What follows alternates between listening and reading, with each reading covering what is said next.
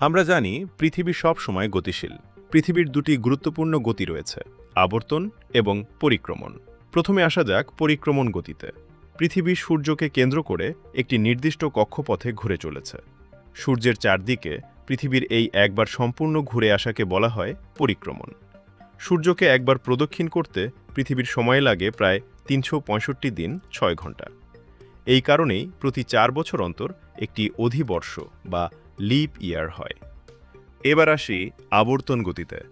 পৃথিবী নিজের কাল্পনিক অক্ষের চারদিকে অনবরত ঘুরছে। নিজের অক্ষের চারদিকে একবার সম্পূর্ণ ঘুরতে পৃথিবীর সময় লাগে প্রায় ২৪ ঘন্টা। পৃথিবীর এই আবর্তনের ফলেই সৃষ্টি হয় দিন ও রাত। সূর্যের দিকে পৃথিবীর যে অংশ মুখ করে থাকে সেখানে সূর্যের আলো পড়ে, তাই সেখানে হয় দিন। আর পৃথিবীর যে অংশ সূর্যের বিপরীত দিকে থাকে সেখানে সূর্যের আলো পৌঁছায় না, তাই সেখানে হয় রাত। এই কারণেই যখন ভারতে দিন, তখন পৃথিবীর অন্য প্রান্তের কিছু অঞ্চলে রাত থাকতে পারে। তাই মনে রাখবে, সূর্যের চারদিকে পৃথিবীর ঘোরা হলো পরিক্রমণ, আর নিজের অক্ষের চারদিকে ঘোরা হলো আবর্তন। পৃথিবীর এই দুই ধরনের গতি আমাদের পৃথিবীর দিন, রাত এবং ঋতু পরিবর্তনের মতো গুরুত্বপূর্ণ প্রাকৃতিক ঘটনাগুলি বুঝতে সাহায্য করে।